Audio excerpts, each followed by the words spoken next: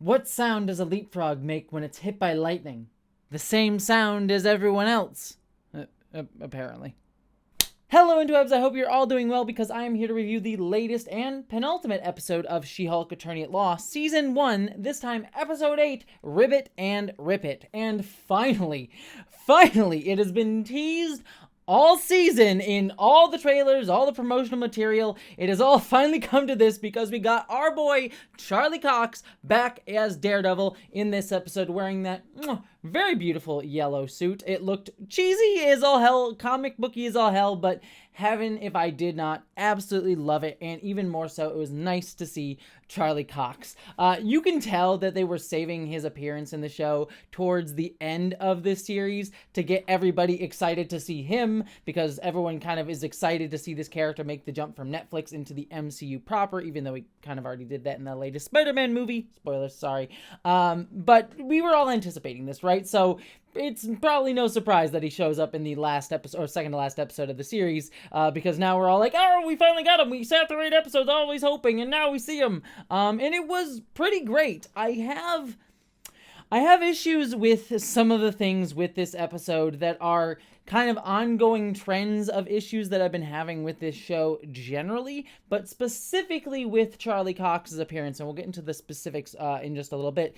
It was just really nice to see him. I thought he fit this world well. It was a little bit tonally different than the Daredevil that we know from the Netflix series. Like, just the amount of smiles that Charlie Cox gave in this episode alone, I think, rivals the amount of smiles that he did in the entirety of the Netflix show. But weirdly, it just worked. And I think that all comes down to Charlie Cox's really just charismatic performance. And I just really love to see him. Let's get into some of the specifics of this episode, though, so that we can kind of get into talking about our boy, as well as, you know, She-Hulk, because it is her show, so we should probably talk about her. Okay, so starting off, we get this funny character of Leapfrog, who's just this sort of like wannabe superhero dude who's actually kind of a supervillain, as we later learn, but doesn't really realize it, and he's just kind of inept at what he does. And I actually really liked this character. I thought some of its bits could have gone on a little bit long, but just the humor, like the frog-based humor that they worked with him, I was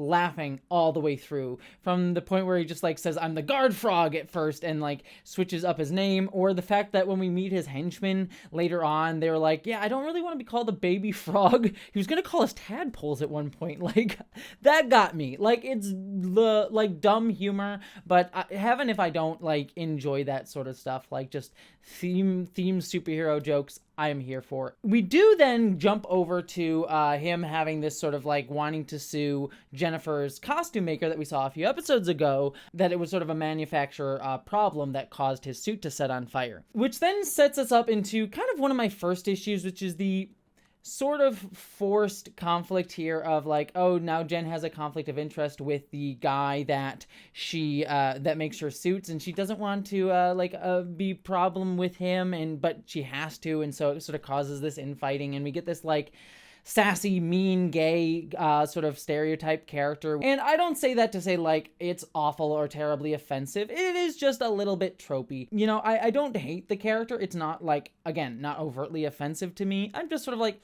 I've seen it. The like sassy gay who gets like over upset about like the minorest of perceived slights. It's you know, it's a stock character. I'm just sort of indifferent to it. They did this story in order to have us finally introduce Charlie Cox as Daredevil, as She-Hulk's opponent in this case. And this made perfect sense to me, that, you know, Daredevil would owe him one because he made his suit for him, and so he shows up in Los Angeles to sort of help him. Now, as the daughter of a lawyer, I know that there's like some rules about whether or not you can like practice in other states, that they're probably yada-yadaing, considering that he is New York based, but we'll forgive it here. And I did like the back and forth that we got to see between Jen and Matt Murdock here. They're just sort of like going over like law bits, even mentions of the Sokovia Accords. I thought that was really good. What I did not like about this scene really was the reveal that Leapfrog had actually used jet fuel, which was actually explicitly against his instructions with the suit, meaning that the case was eventually tossed out. The reason I have an issue with that is it kind of makes Jen look like an idiot. That would be the first thing that any lawyer would look at, is like, what were the things that you were told, and does this go against that if we even have a case? That's something you would go before you ever see a lawyer. And I get that there is a little bit of dramaing it up for television, to like, we'd rather have it in a courtroom than like seeing Jen read legal documents, but it was just something that bugs me because it does kind of make her look like an idiot in that scene. So I liked elements of that scene, and I did like the moment where the judge says, like, yes, we can see he's all lying. That was great. Just that little moment, just like, oh, and that kind of, I just wish, I guess my point more goes towards a larger issue they have with the show generally, is that I just wish the law humor was better than it is. Again, as someone who like grew up on shows like Boston Legal and that sort of thing, problematic as that show was, you know, I did enjoy seeing problematic in both the sense that it was problematic with some of the issues it touched upon, but I actually more meant in terms of displaying law stuff when I said that. But either way, you know, I did enjoy seeing like a little bit of like the veneer of the law going on, which we don't get as much depth here in ways that kind of undercuts Jen's capability as a lawyer, that I don't really like. I would have rather had a battle of like equals that Matt had won, rather than it being some weird undercut thing for comedy. That being said, it does lead us into a better scene where we get to have Matt and Jen meeting in the bar and having a good conversation about like what it means to be a lawyer, and Matt sort of saying there's us, do something for us, and then do something for them, and he mentions us, which has me wondering if he's working still with Foggy, and if Foggy will appear in the upcoming Disney Plus show, because we don't get a confirmation on that, so we'll sort of see how that plays out. I forget where he was left off at the end of Daredevil season 3, and again, there's always this debate about whether or not we're going to get a soft reboot. But I did sort of like their back and forth and talking philosophically about being a lawyer, and Jen sort of saying I'm doing everything for them and not really for anyone else, and Matt sort of saying, well, you can be a superhero and actually help people under the law, which is interesting in this world because like in, you know, the Daredevil verse, like he is able to do that, get away with that because he has a secret identity, whereas Jen does not. So it's a little bit harder for her to say, like, I'm going to go be a superhero and get, like, take the law into my own hands when, like, she can get caught for it much easier than he does. But the sentiment is interesting. This does, however, lead me into another issue that I've been having with this show generally, and is made even more the case here, in that Jen starts to have the hots for Charlie Cox. Now, I understand totally and completely. Charlie Cox, beautiful man. I would want to sleep with him too. But there's this like, oh, like she like gets all like kind of like flirty or like wobbly at certain points, like when they go to like attack the safe house later on. She sort of has moments like, oh, this man's very dreamy. Again, I understand it, but there's just been repeated times in this show where Jen has just been shown to like, I'm interested in the boys. Like every episode is like, who's she gonna date? Which just feels reductive to like towards a woman superhero character, to sort of constantly bring that up. I do not mind an episode or two of her worrying about men, but it's just a constant refrain, to the point where last episode I noticed it, but I kind of let it skate by, but it comes up again here, where Jen was more worried about the fact that she was being ghosted by this guy that she slept with than she was about earning the Female Lawyer of the Year award. Now, as we see later on in this episode, it's a very superfluous award that every woman gets, and it's meant to be like a, hey, we did it, and I liked the show pointing that out as like, we patted women on the back, and we said that they're great, and not the same as like men lawyers though, but you know, you're female lawyers, you're doing it, you're girl bossing it, and I like the show pointing that out. But like, it does seem that Jen cares about that a little bit, because she thanks her parents, and her parents seem to be supportive of her getting that award and all that. But she forgets about it. Literally, she forgot about it last episode, and she forgets about it this episode at the end of the episode, all because she like slept with Charlie Cox. Again, worth doing, but it is frustrating to see that sort of characterization of her. And I will say this is a little bit better, though, because it is very made explicitly clear that this was kind of a one-night stand with Matt. And you know what? It wasn't like she's falling in love or whatever. It's like, you know what? I would also have a one-night stand with Matt Murdock. Definitely, especially this version where he smiles a lot and is less dour than his Netflix counterpart. So I understand that, and I thought that was better. And also Matt getting the walk of shame at the end. hilarious. I loved that to death, but it just bugged me that we're sort of seeing that repeated characterization of her being kind of focused on men over like the things that like are sort of, not that they don't like dating and doesn't matter, but like her career and things that clearly the show states are important to us that she cares about, but doesn't really show that in comparison to towards the men that she dates. Anyways, I've harped on that enough. Let's actually talk about a few other good things here. I do love when Jen shows up to battle Daredevil after she sort of gets this call from Leapfrog, and again, I love him being like, where the leap pad or whatever the hell his thing was called was funny. And then he gets into a fight with Daredevil. Loved seeing that fight. You know, it wasn't the best fight in the MCU ever, but it was a decently enjoyable one. Her costume looks really awesome. I think it does look great.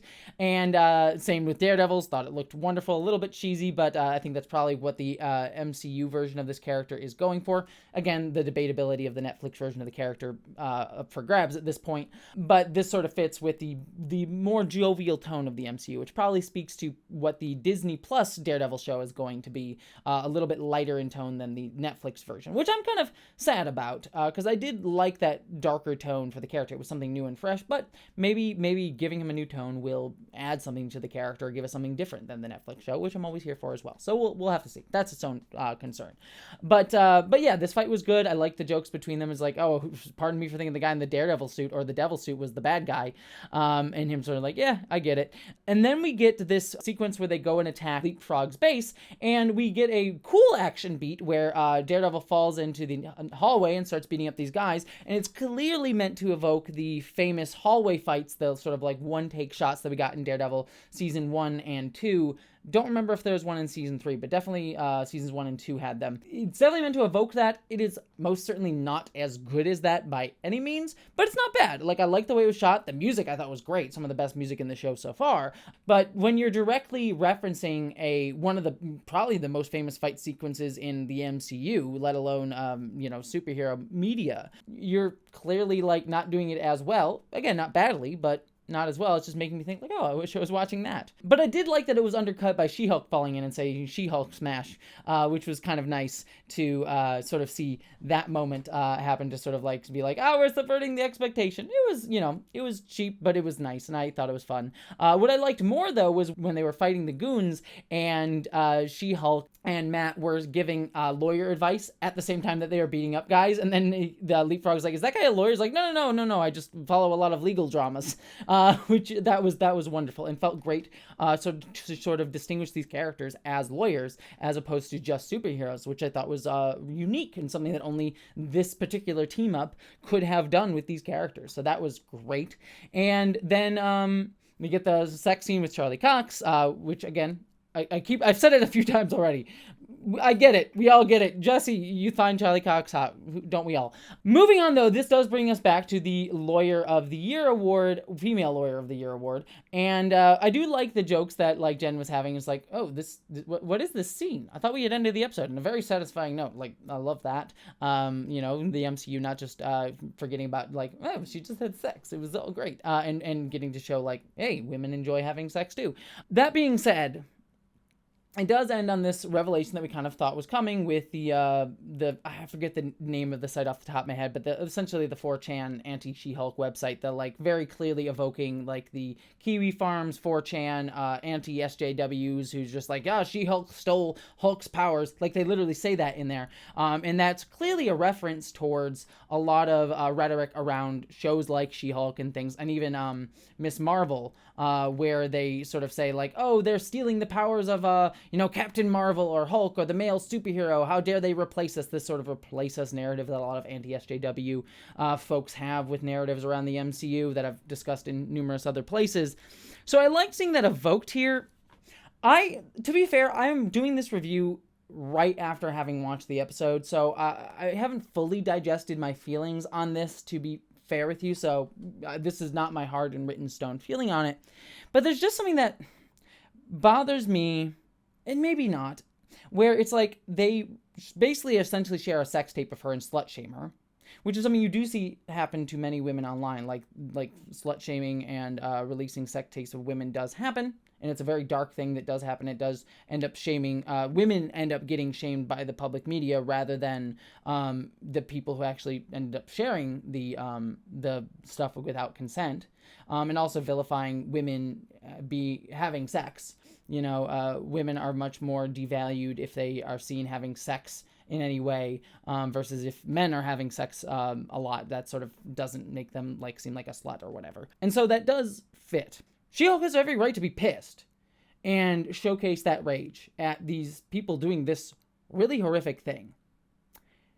But the world around her views her with horror for enacting violence. Violence that if a guy had done it, you know, in a less heightened way than a superhero show, but the superhero show is sort of making the extreme version, had been angry about this sort of thing, would probably have been judged less than She-Hulk will be judged by the people around her. So actually, I've kind of talked myself into liking it a bit more than I initially did. Because there was a bit of an uncomfortability with me being like, oh, she's gonna be vilified for getting pissed about stuff. I'm like, oh no, that's probably the show's point. It will ultimately depend. I think really my feelings just are more on it ending there, because if the show talks about that next episode, and I think that's where my uncomfortability was really hemming from, is that if next episode they really delve into that and say no, she has every right to be pissed. Maybe not the property damage, but again, this is a superhero world that has allowed that heightened nature a little bit and meant to be more symbolic. So it's she's allowed to be pissed about this sort of thing, whereas a guy getting pissed about this would be judged less than probably She-Hulk would be judged. The conversation, probably culturally, next episode in the world of the MCU will be around her being oh, look at this woman who, reacted violently to having her sex tape shown about her. How dare she? It's she has every right to be pissed about something that horrific being done to her. So yeah, I really think it'll ultimately depend on how nuanced the conversation gets next episode, because ultimately all of this rings true, at least in a heightened superhero way. But I'm curious to see if the show will handle it well, which, given some of my feelings on how they've handled the romance angle of She-Hulk compared to her professional life, I don't entirely trust the show to get that nuanced balance perfectly, but I'm willing to give them the grace to try. So we'll see what happens next episode, and I think that will ultimately be the telling point on how I feel about this storyline. But it's interesting. I'll give it that. So that's my thoughts on this episode of She-Hulk. Again, great to see Charlie Cox here. I'm excited to see his own Disney Plus show, even though I worry about the tone of it compared to the Netflix show, and if it will sort of defang it a little bit, or if it will still, or if that new tone will bring something new, but that's a conversation for another show. Ultimately, fun to see Charlie Cox here. It was enjoyable. I had fun, but there's still some lingering issues that I've had as trends with the show overall that I'm uncomfortable with, as well as things that I'm going to sort of have to wait to see how I feel about it in the next episode. So that is everything. We get the finale next week, so I'd love to hear all your thoughts down in the comments below. And yeah, thank you so much for watching. I hope you all, as I always say, my friends, live long and prosper.